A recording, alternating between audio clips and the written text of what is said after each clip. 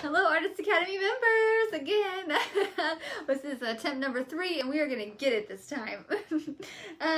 We have Ekaterina, or I think her name is Kate, but her Instagram says Ekaterina. So, we're gonna have her on tonight. I'm super excited to virtually meet her. It's one of those that I, again, follow on Instagram and creep on, and I love her stuff. And so I'm excited to meet her. Let's see, we're gonna try this one more time. Will work. Okay. Hey, Hi. Do you hear me okay? okay, so much better. Yes, awesome. Oh, okay. Amazing. Okay. Much better. Okay. Um, Again, thank you so much for coming on here. I'm so My excited to pleasure. virtually meet you. Can you Me just kind too. of start with a little bit of your background and just kind of tell us like how you got to where you are as an artist or saying like where you are exactly? I know you're traveling. Right. Okay, so how I became an artist, I think it started all when, as a child, me and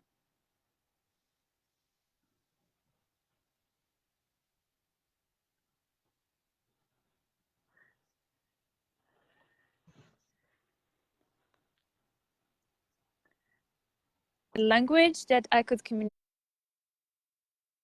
with other kids. And so my way of talking and expressing myself was through art. So that was my way of talking without actually needing to learn the language. So that's where my love and passion to art started. And I loved to take art classes, like as a kid we all had like dance classes or whatever, but art classes was my favorite class. And I remember every time I would feel sad or alienated, or as well, I was bullied a lot as a child. So as in, newbie coming from another country, like I had to kind of find a way to express myself and be myself. And again, art was that for me. And growing up, my family, coming from Russian background, they were saying that no, you cannot do arts. This is not something that can actually be possible, and you need to have a career that is actually more secure and they can bring more income into your life. So I remember when I was applying to university, I one day before the deadline, I called my mom and I was like, listen, I don't know if I can do this. I don't know if I can do anything else but art. And she was like, you know what? Then it's okay. Do arts, like apply for art school. And I was like, wait a second. All my life you told me I can't, and now you're saying I can? And I was confused. So I applied for, in the end, I still went with my first choice for business school, and the second choice was art school. I got accepted to business school. And I remember the first year of my university, I was I was lacking that creativity. I was like, I can't do this. I was like, I don't know if I can continue doing it. And I remember my boyfriend at the time, he was like, why don't you just do two at the same time? Why don't you just create a collection? I was like, wait, what do you mean like a collection? He's like, yeah, like just set yourself a goal. And I was like, you're absolutely right. And so I decided to start my first collection and to paint my first animalized. It was 12 pieces collection that took me about a year and a half to paint. And I was doing it at the same time as I was studying international business. And I remember when the first painting that I painted was a bear. And my my dear friend Julia, she posted it on Facebook, and I remember it got like 600 likes on one of the groups, and we were like, for Facebook, that's a lot. And we were like, okay, there is something to it. And she was like, she was so on board with me, and I'm so grateful to her for really pushing me and being with me along the way.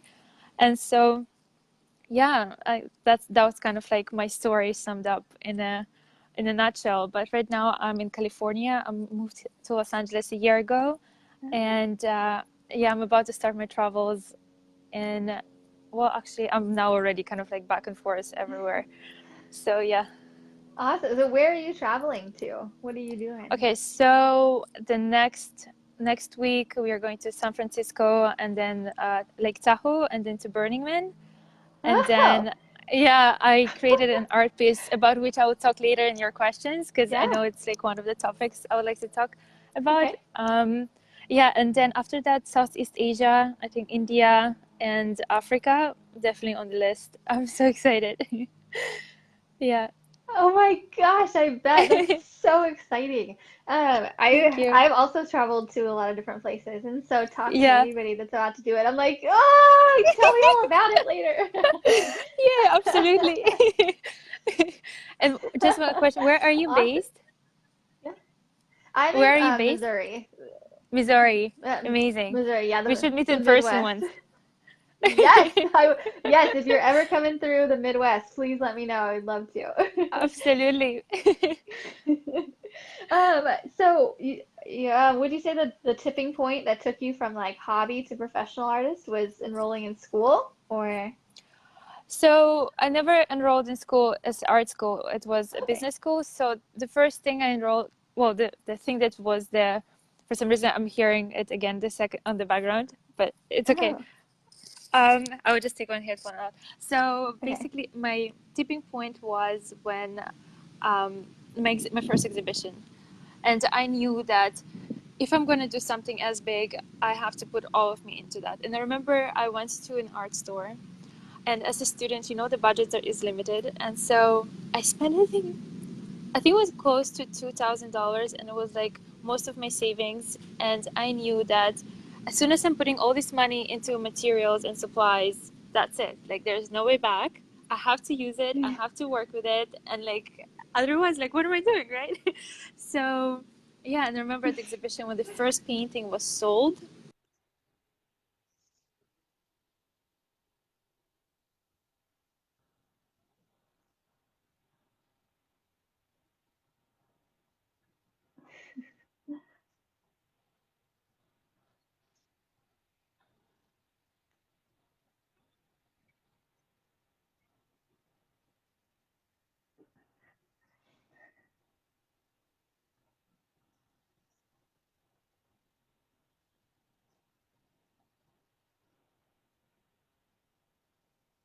Hello.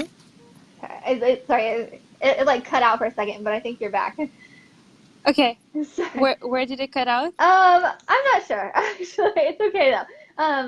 So yeah, okay. So you sold a piece of art. Yeah. Okay. The first was at the exhibition that when the first piece was sold. Now this whole collection.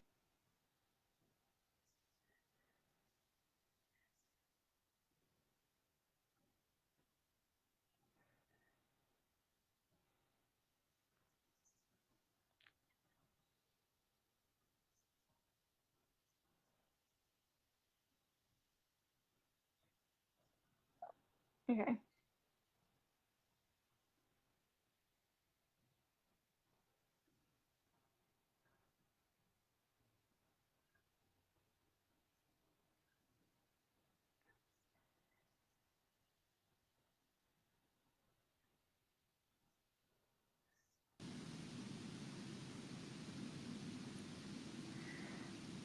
Okay.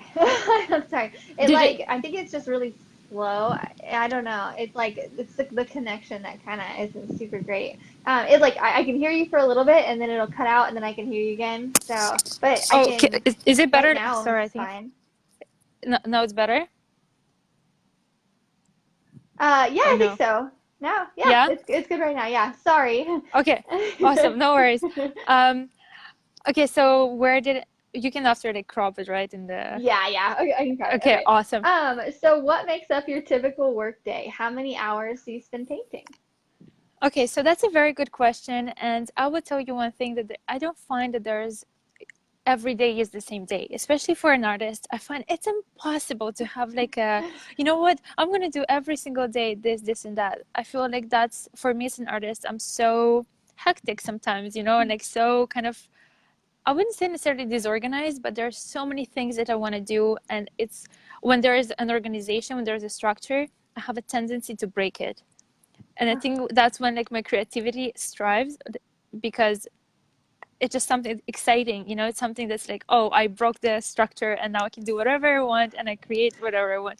So but when I am in the studio, I think a perfect days for me is that when a before I start working, I have to exercise, because then I can put myself into a zone and I know that that energy of movement i can I can release, and then I can be more focused and I can be more sitting, more stationary basically.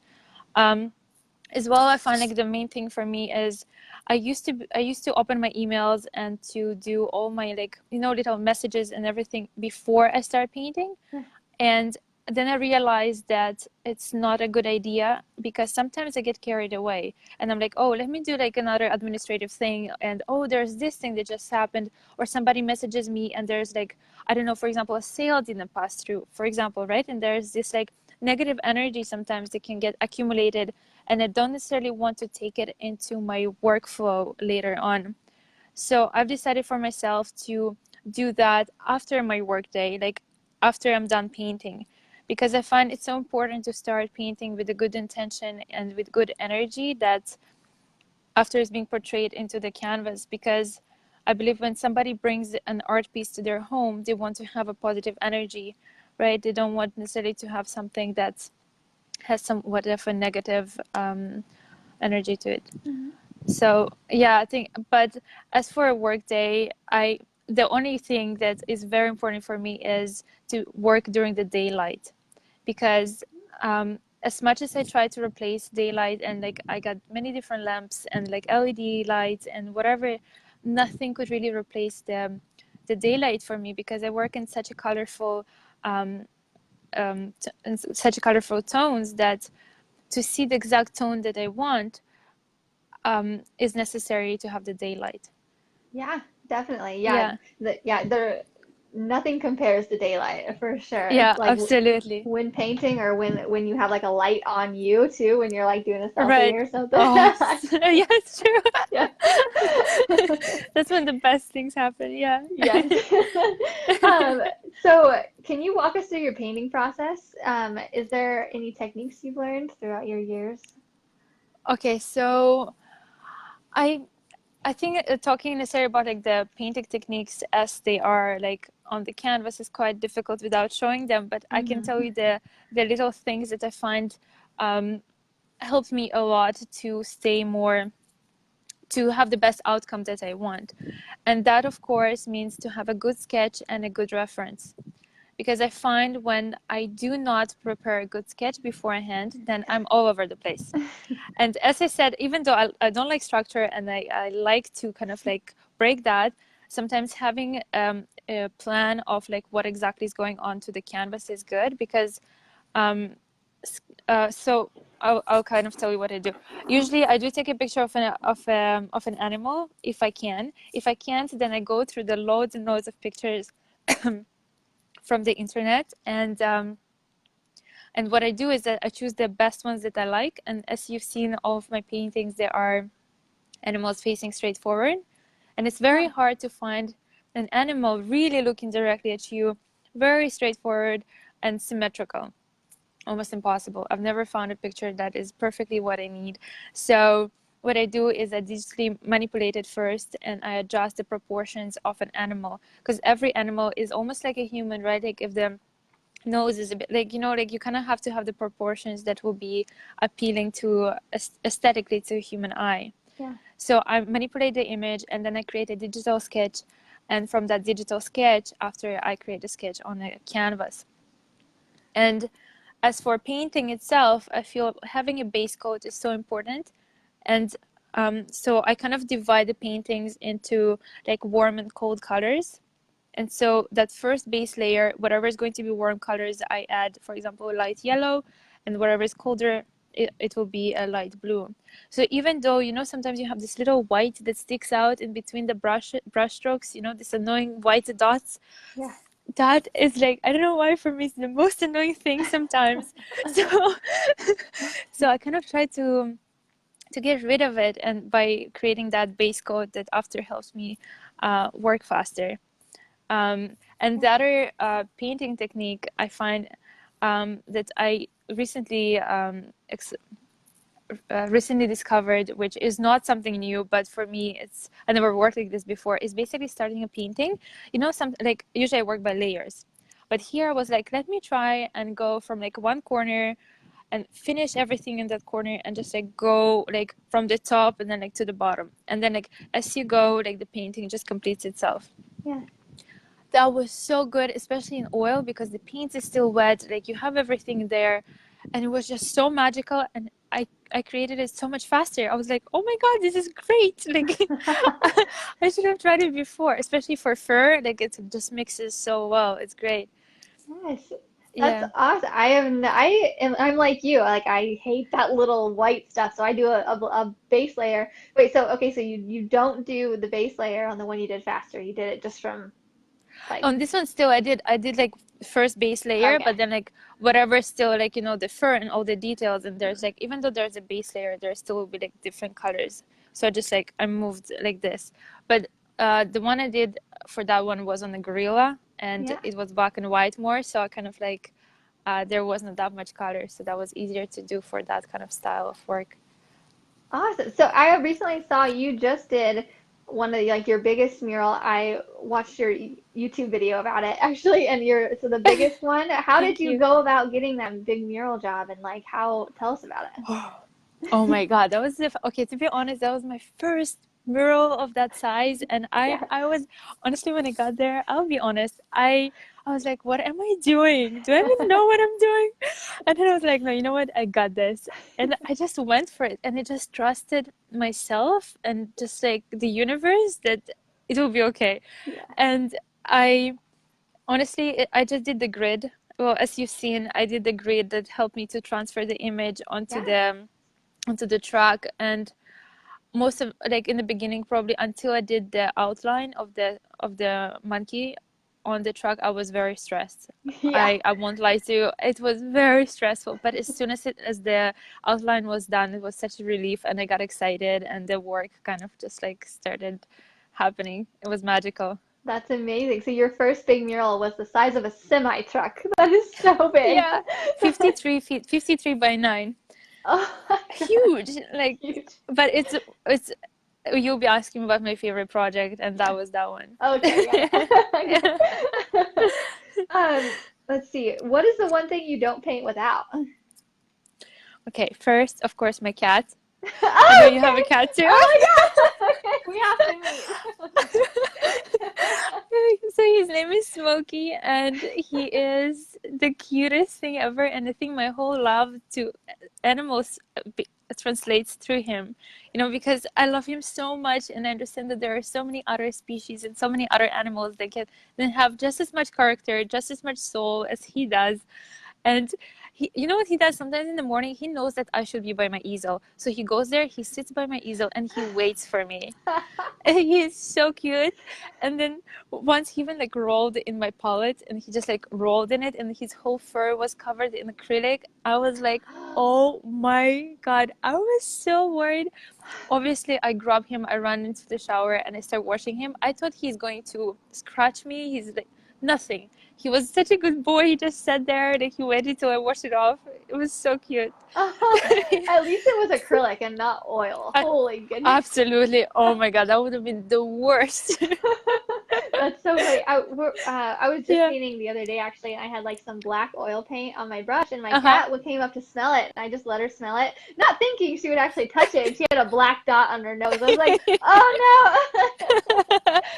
Cat. It's so cute, but it's okay. It's like it happens and it's washable. But there's another thing that I cannot paint without, and it's a wet cloth.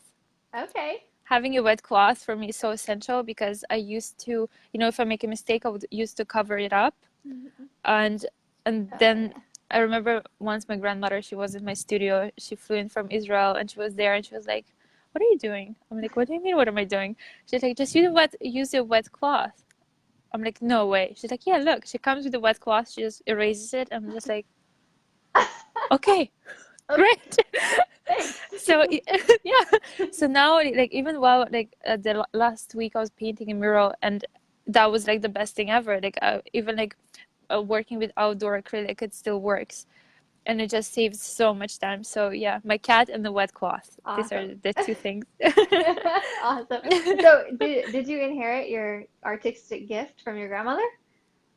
So my grandmother used to paint and draw when she was younger. Yeah. Never, she's a chemist, so she never really pursued the art passion, Yeah. but she has very good eye for aesthetics, and as well her daughter, my aunt, she Okay. paints very well, and she did go to art school. Now she has 3 kids, so she doesn't paint. But yeah, I guess we do have it running in the family. Yeah, that's amazing. Yeah. Mine's on my dad's side and to my grandmother as well. So I was like, Oh oh. wow. So nice. Are there any art lessons you've learned the hard way? Oh my God, you know what? Actually, that was this last mural that I was painting, and I'm actually creating a YouTube video about it next week. So, um, sometimes it's psychological. Sometimes it's our own doubt and questioning of self-worth. And I think no matter at what stage you are in your career, there's always some sort of questioning, right? Of like, am I good enough? Is what I'm doing is beautiful? And is this art piece is something that others will like? Like, I think, and so um, while I was so usually when I paint in the studio, it's me, the art piece, and I put out there whatever I think is right. And while I was sorry, I'm hearing myself again. Oh, sorry. It's okay. And so basically, well, I'm sorry, I'm just gonna hold this face. And Yeah, that's so okay. okay, so while I was painting, it was so surreal because people were passing. There was the door right next to the wall, and they were like going in and out through the door. And then there's always this point at each painting that you are looking at the art piece and you're like, well, is this what I want to create? And because it's halfway through, you you think that it's kind of going to look like this, but it's actually not. You just need to push through, and you know that in the end it's going to be gorgeous. You just need to go through this like almost artist block, throughout the painting, because like there's always this questioning of like how to go further about it. So as I'm painting this large mural, people are passing by, they say things which are all compliments, all compliments. But because of self-doubt, sometimes I'm like, oh, like they said this in this intonation, or maybe they actually meant that it's not good. And like there's this always this like little person, like, saying to myself, like, oh, like they actually don't like it. Like maybe what if it's not good? And there's this like all anxiety that kind of starts to bubble up. And that was the first time I've experienced that because it was in public and there were so many people that would see it as I'm working, and I was scared of them to think that that's how it's going to look, even though it was halfway done. And so all I wanted to say is that I've learned it the hard way by going through anxiety and questioning myself, and in the end it turned out beautiful. And what I would say to my future self is just know yourself, know your talent, and just go further. And if don't listen to anyone but yourself. And I think that was my lesson of just like having more confidence and just moving on with whatever I'm doing. I Yeah. don't know if it makes sense. It was kind of like a It mental does. game for me, like while I was painting. Yeah. Yeah, for sure. It definitely does. Especially painting out in public and painting in your studio is completely different. Yeah. So And different. Yeah. yeah, I'm at the point now. I'm finally at the point where like people will just pass by and I don't even care if they're looking. I'm like, whatever. But at Right. first, when I wasn't that good too, I was painting in front of like a whole crowd and I'm like, don't look at it. Like, and same with you. I used to think like whenever people came by and they would say it looks great, I used to almost think that like they were telling me it looked good just to like try to make me feel better. I like that's what I told myself in my head. I was like, well, it doesn't look very good, but they're trying to tell me that it does so that I feel better because it doesn't look good. And so that was the story I was telling myself in my own head. So I definitely get it. Let's see. We had a question up here. I'm talking about. Yeah. Oh, Oh, hold on. Can you hear me? Are you back? Sorry, it's like cutting out it again. Dang it.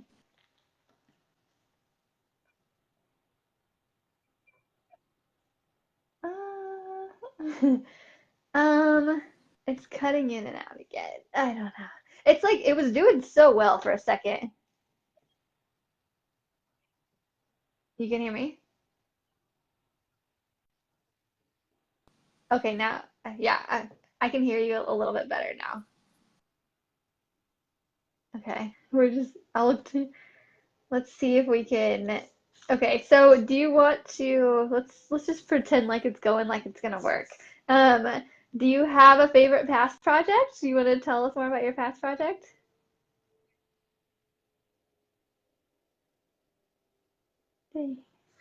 Hmm. Let's see. Maybe it'll come back because right now it's kind of frozen. Oh,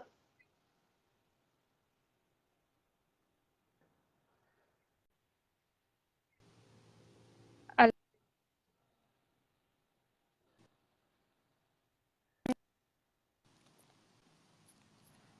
I have a feeling that, okay, it's coming back. yeah, It's coming back. It's getting better. it's getting better.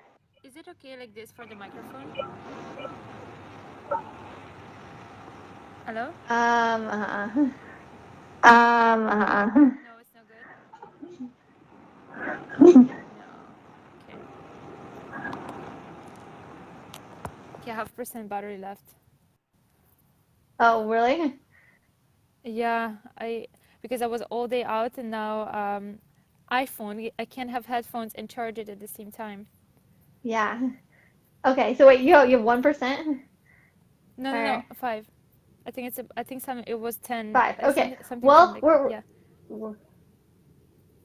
okay. We're just gonna keep going until it dies. Yeah, let's do Let's it. see. We'll just go on to do you have a okay, you want to tell us about your favorite past project? That we kind of covered that, but if you want to speak on it Right. more. Right, so my favorite past project was the big mural that I painted that we spoke before. And I think why I loved it so much is because it was something that I never done before and it was definitely outside of my comfort zone. And I love doing things outside of my comfort zone because I feel like that's the only way that I can grow as an artist. And right Mhm. now I'm as well trying to get out of my animalized life because I have like animalized style of painting and I kind of want to kind of like push it forward. I want to change it a little bit. And yeah, so being outside of my comfort zone, every project actually that makes me do that, I love it. Awesome. Definitely agree for sure. What are your future art plans or goals? What are your upcoming projects? Okay, so because I'm going to travel, so I decided to do an animalized mural tour. So as I'm traveling the world, I want to paint murals, Yes. and it's something that's new to me and outside of my comfort zone, and it's something that I want to pursue. And so, yeah, I plan on traveling and just seeing how, just bringing more color and beauty into different places around the world, especially in third world countries.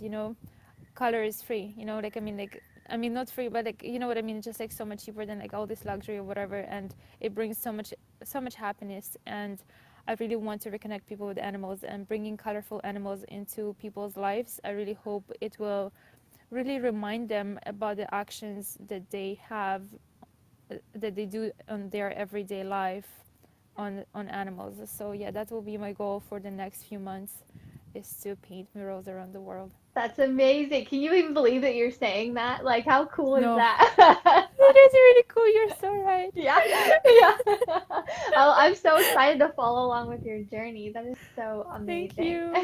Thank you so much. Yeah, and so I paint some wings around like places, and you'd be surprised, Yeah, like just like sending an email, people just saying yes. It just like blows right. my mind. And so It's just so send true. out an email or anything, just show up and be like, "Hi, this is me. Can I paint?" And they'll be like, "Okay, yeah, sure."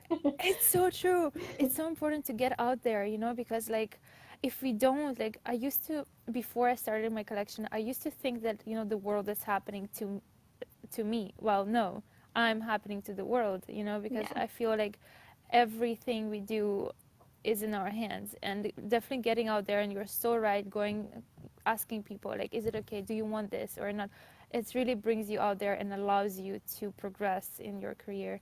So yeah, I absolutely agree with you. definitely amazing. I love it. I can't wait to follow along. Okay, last question before the phone Yes. dies and we get it. Is there any advice that you would give to artists who want to make art their full-time career but just don't know where to start? Where's a good starting point? Honestly, just do it. Don't wait. And I think like all this like procrastination of like, oh, you know what, I can't today, like I'm gonna do it tomorrow. Just put it aside. Do something for 5 minutes that's going to bring you closer to your goal. Or maybe it's not your goal. Some people they want to be rock stars, but they don't want to be playing in the bar somewhere, on Friday night. They just want to be there in their arenas playing to millions of people. But Mhm. it doesn't happen. Like I feel it's so important not to think what the achievement will be, but to enjoy the process.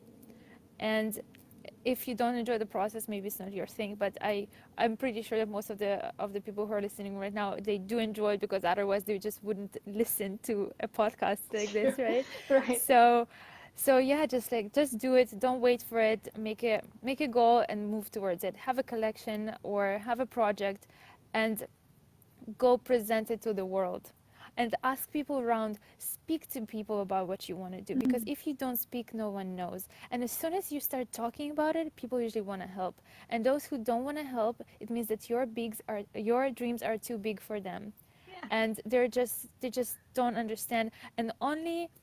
But trust me, even they don't support you in the beginning, they will fall in love with whatever you do after you show them the first instances of success. Yeah. So yeah, just go for it.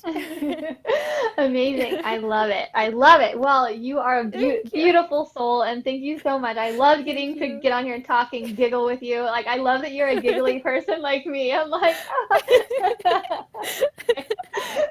It makes the world so much better, right? it does. It does.